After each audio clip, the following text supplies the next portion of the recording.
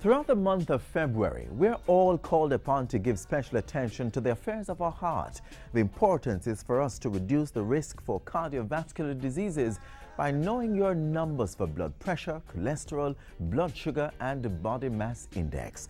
Welcome to today's edition of Jamaica Magazine. I'm Adrian Atkinson. On the pages today, high school sports infrastructure upgrading. Also, how to avoid heart disease and the risk factors. Plus our top news stories of the week and much more. Stay with us.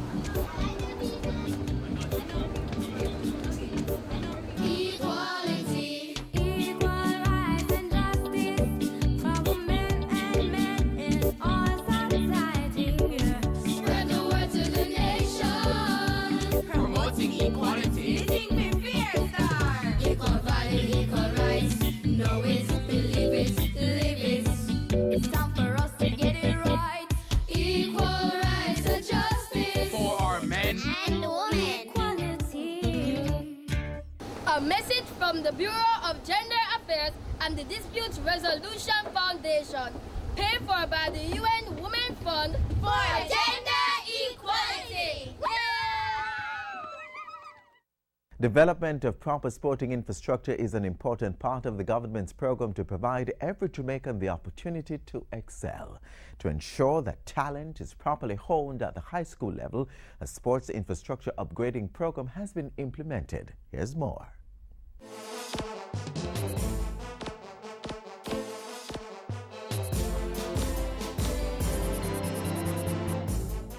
We must fortify the base by improving the facilities that mold our young student athletes. 23 high schools, $250 million, and a historical tour. Today on Sports Spotlight, we explore the High School Sport Infrastructure Improvement Project, launched through a school bus tour on November 1, 2013. Our schools have found a way to turn them hand and make fashion. And it is a time to honor their passion by strengthening the sports infrastructure nationwide. The promise is that the payoff for such an investment will be enormous. The Office of the Prime Minister, with support from the Ministries of Education, Agriculture and Local Government, along with other stakeholders, has embarked on a historic project to upgrade and improve sport infrastructure in the nation's high schools. 23 schools will benefit from Phase 1 of the project over the next 2 years. Under this project, 10 schools will be targeted by the Sports Development Foundation in Phase 1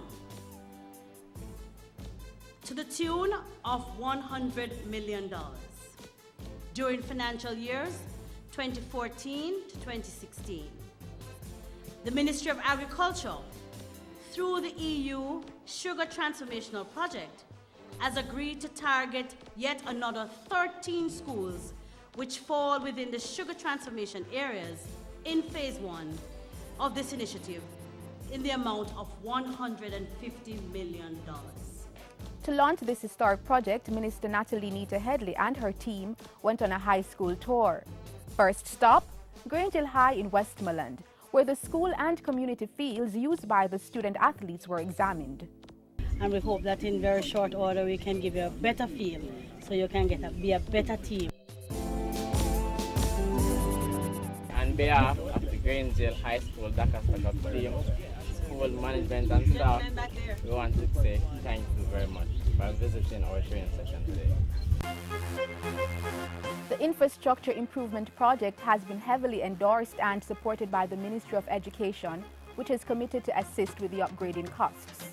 There will be a budget line in our estimates this year, a significant one, so that we can partner with the ministry in charge of sports so that we can do our share of the infrastructure upgrading. If Jamaica is to retain its position at the top of the sprints and extend its prowess in world track and field, then the availability of adequate physical education and sporting facilities are essential.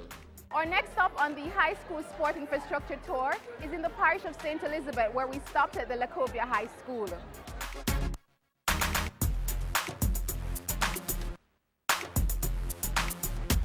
Firstly, for the track and field, the current field is not 400 meters. The perimeter is not 400 meters. So our athletes are training like at 300, and they have to go to events where they're actually running on 400-meter tracks.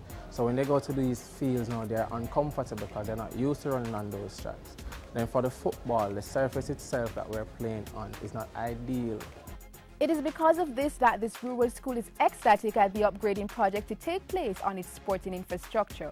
When we first heard, we were excited because we were looking not only on the sporting benefits, but also on the holistic development of the students at the school. Because once the students know that the school has been improved sporting-wise, they will feel comfortable. The culture in the school is going to change. Change is certainly coming, as the Sport Development Foundation will provide the engineers who will visit each facility to do infrastructure designs.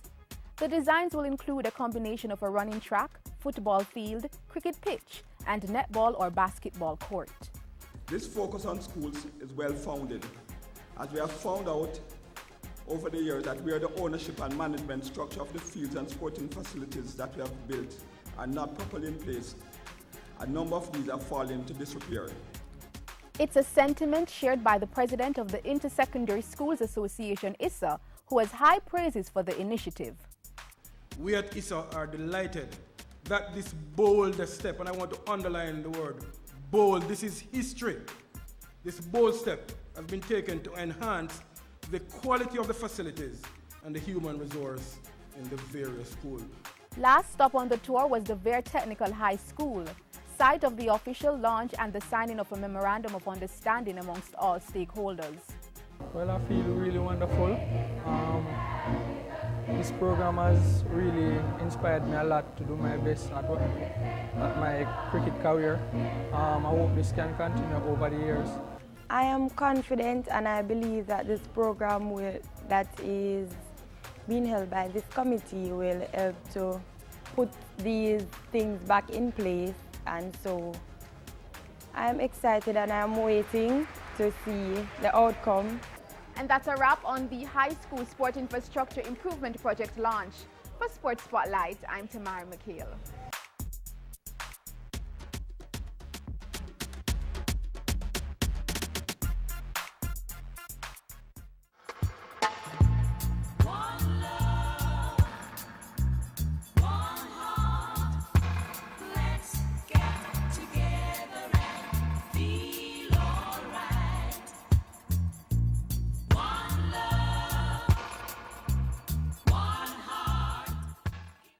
Smoking, it's bad for your health. There's nothing cool about this habit. Tobacco smoking is a silent killer that will snare you in a horrific cycle of addiction that robs you of your money and your health. And it's not just you who suffers. Those around you who inhale the smoke are also at risk, your friends and loved ones. So stop if you've started, or resist before you begin the habit. Stay healthy.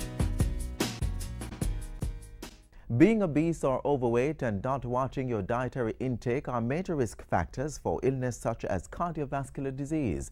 Among the things we can do to protect ourselves is to know our numbers, eat right, and exercise. Watch this.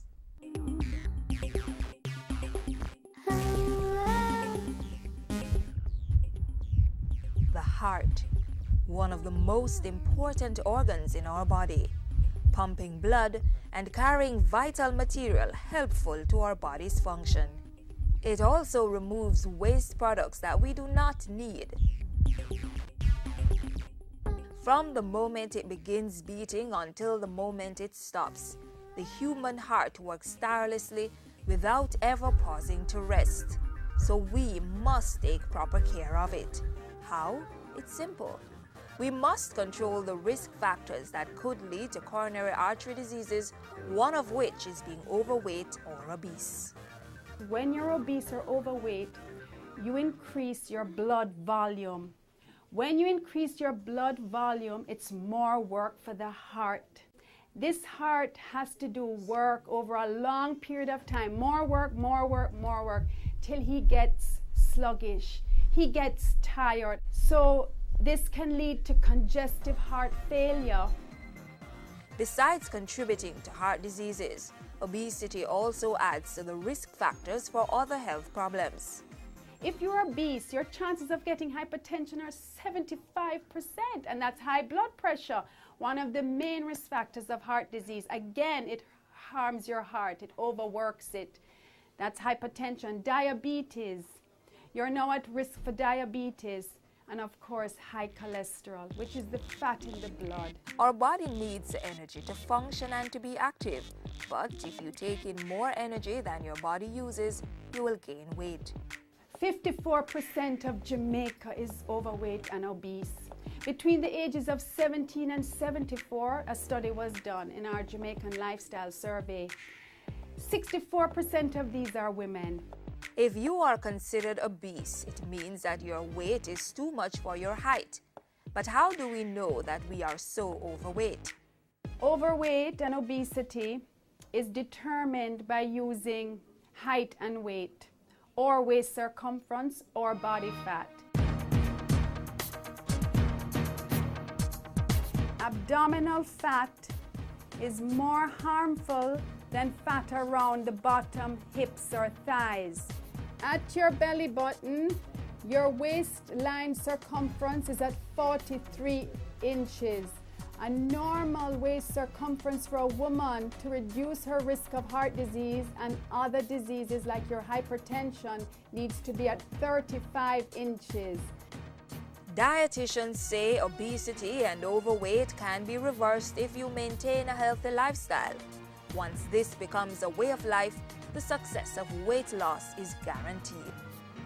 For further information on how to maintain a healthy weight, contact the Heart Foundation of Jamaica at 28 Beechwood Avenue, Kingston 5, telephone 926-4378.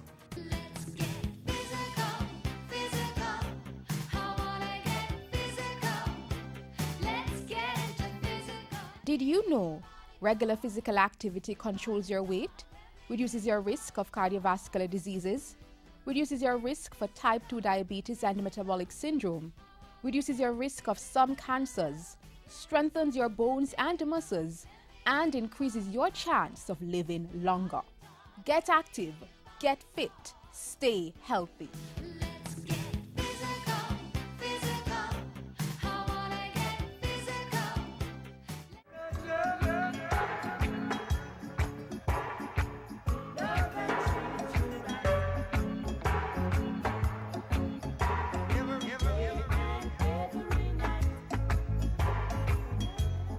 Safety and protection at the workplace is a national priority of the government. The Ministry of Labour and Social Security recently launched the Occupational Safety and Health Policy Profile. This is in anticipation of having regulations in place by the end of the fiscal year.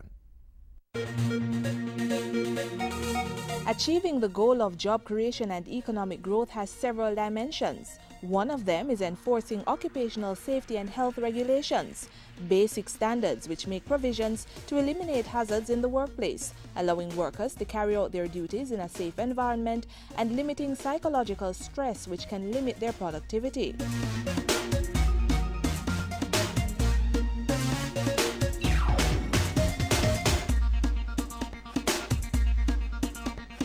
In an effort to meet its obligations under the International Labour Organization, the ILO's Decent Work Agenda, the Labour Ministry is working to implement a comprehensive policy for occupational safety and health (OSH) by the end of March. With assistance from the United States Agency for International Development (USAID), an OSH policy profile for Jamaica was developed and launched in December. Its objective is to measure the state of our occupational safety and health awareness and response in order to develop and implement a quality program for Jamaica. It outlines all the tools and resources available in a country to implement and manage occupational safety and health. Previous rules regarding health and safety at the workplace were contained in 3 pieces of legislation: the Factories Regulations of 1961, the Building Operations and Works of Engineering Construction Regulations of 1968, and the Ship and Docks Regulations, also instituted in 1968. Together, these provided guidelines for the operation of factories, the construction industry, and activities at the country's ports of entry. They included regulations governing safety gear, the proper operation of machinery, the use of chemicals, ventilation and air quality in buildings, inspection and proper procedures for reporting accidents, and other concerns. The new OSH Act to be implemented is intended to build on these rules and introduce some new provisions. The new Act will cover everybody, including self-employed persons, the agricultural workers, workers in offices, the public sector workers, workers in the financial industry. We look at the minimum wage as well as the national workplace policy on HIV/AIDS. This policy seeks to uphold and reinforce the fundamental right of workers to be treated with respect and dignity, and speaks to the prevention of stigma and discrimination in the workplace. The workplace policy on HIV/AIDS, which was also launched in December, received full approval by both houses of Parliament in February 2013. With the Occupational Safety and Health Act coming soon, it means companies need to get on board now in an effort to strengthen their occupational safety and health procedures. Thankfully, the OSH division of the Ministry of Labour and Social Security provides assistance through its voluntary compliance program, which already had 276 participants at the end of November 2013. Companies signing on will receive training, guidance, and support material to help in the effort. As it regards the HIV/AIDS workplace policy, a pilot was implemented with 15 companies from the food industry, focused on HIV and food preparation. The focus was on investigating facts to prove that HIV cannot be transmitted through food, and therefore exclusion of a positive person from the workplace is not necessary. 9 of the 15 companies have already drafted proclamations to advance their non-discrimination policy. The ministry has also engaged a consultant to develop a protocol for managing workers affected by HIV and AIDS in the overseas work programs. Through the implementation of the new Occupational Safety and Health Act, the aim is to protect the interest of workers by minimizing injuries and illnesses and eliminating cases of discrimination that can occur in the workplace. By doing this, an enabling workplace climate will be created, and that will influence productivity and economic growth. Public consultation on the OSH Act is to begin in February, but if you want to learn more, contact the Occupational Safety and Health Department at the Ministry of Labour and Social Security, 1F North Street, Kingston. Telephone 922-9500-14 or 967-2090-2.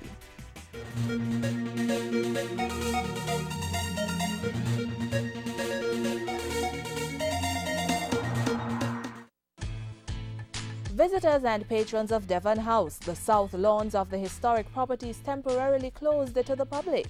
The management of Devon House Development Company Limited advises that as part of ongoing maintenance works to improve its facilities, the south lawns is closed for approximately 6 weeks. During this period, access to these lawns by members of the public is restricted. All other activities at Devon House remain unchanged.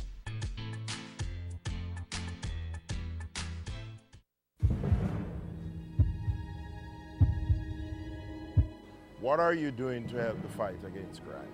Sitting on the corner, minding your own business, definitely not going to work. It is time for us to unite. Unite. Unite for change. Citizens coming together to make their respective communities safer. The police, schools, public health, business, churches, NGOs, parents, and neighborhood watch volunteers. As we, the police, do our job, we as citizens need to do our part as well. Report crimes or even suspicious activities. Let's all work together as one united front against crime. And make Jamaica the place of choice to live, work, raise families, and do business. Unite for Change, an initiative of the Ministry of National Security. We now recap our top news stories from the week.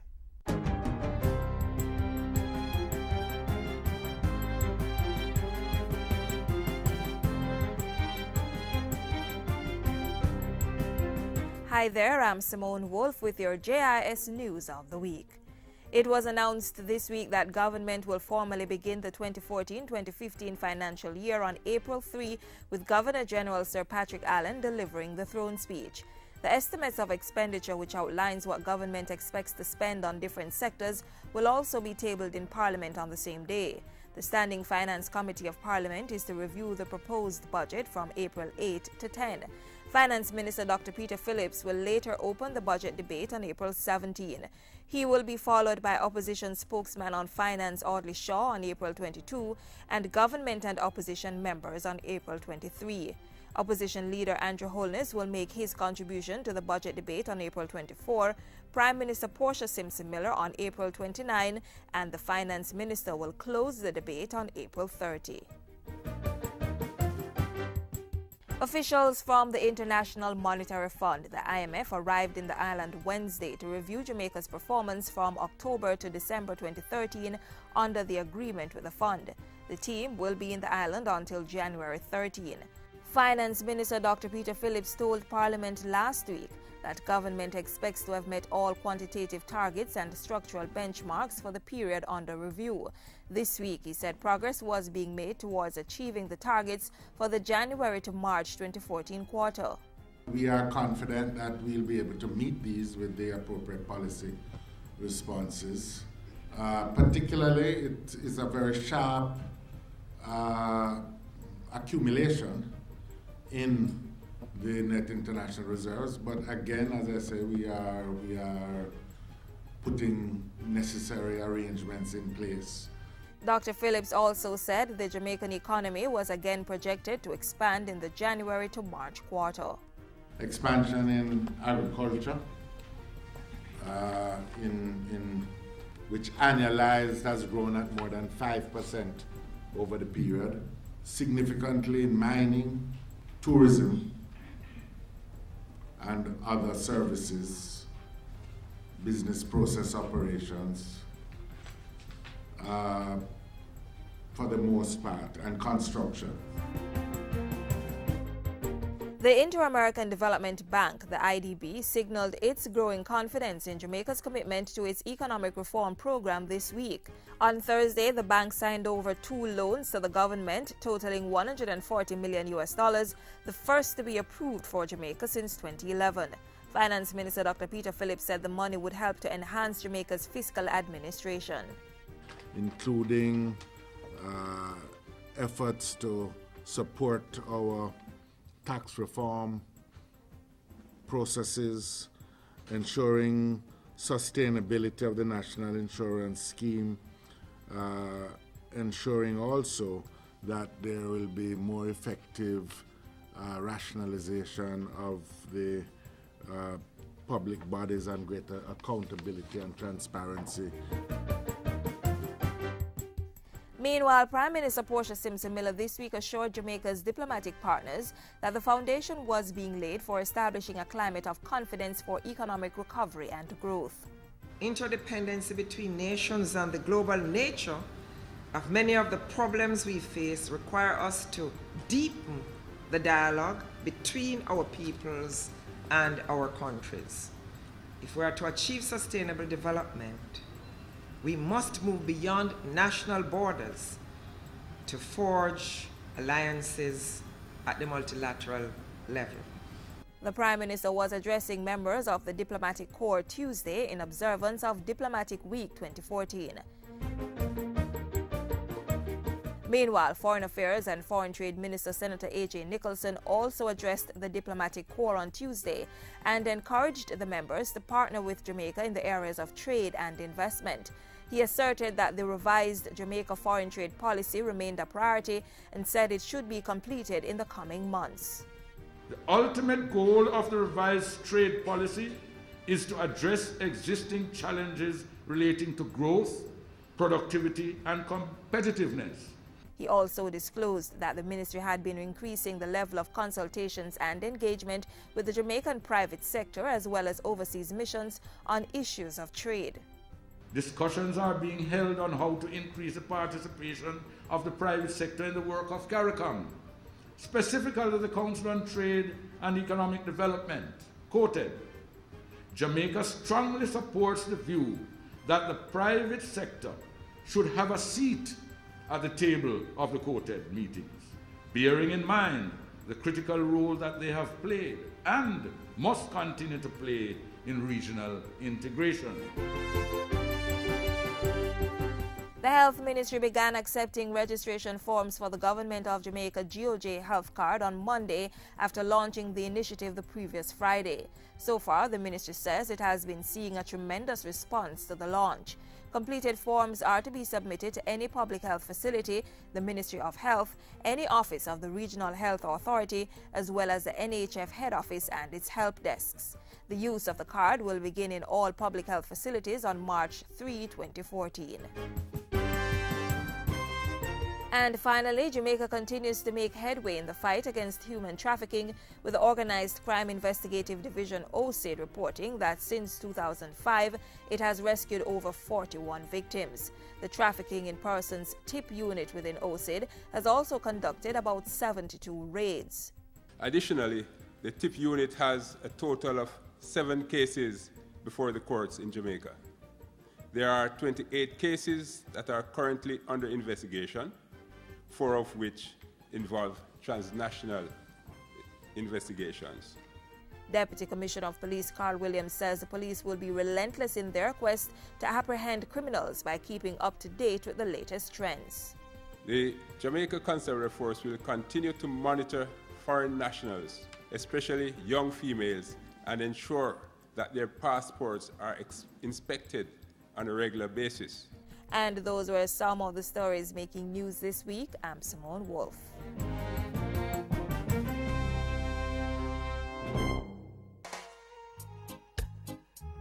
Bordered by the world's 7th largest natural harbor, home to cultural landmarks, it's the heartbeat of the country. And now, with the introduction of Reggae Month, it's Kingston for February, promising to make the city capital a hotspot for local and foreign entertainment seekers. From jungle to Rima, from Tivoli to Matthews Lane. So if you're away or at home, the ministry is inviting you to come to Kingston. There is an event for everyone, with some having no cover charge. Don't stay at home. Take along your friends and explore Reggae Month. It's Kingston for February. For more information on the ministry's initiative, you may call 920-4926-30 or click on their website, mot.gov.jm.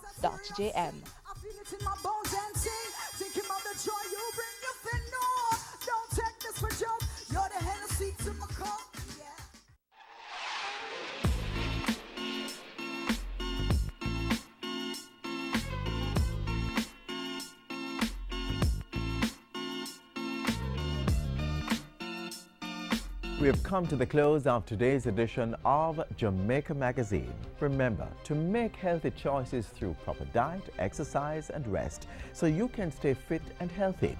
We value your feedback, so drop us a line. Send an email to jamaicamagazine@jis.gov.jm. You may also follow us on Twitter @JIS News. On behalf of the entire team here at the JIS, I'm Adrian Atkinson, inviting you to join us again tomorrow. Until then, do take care.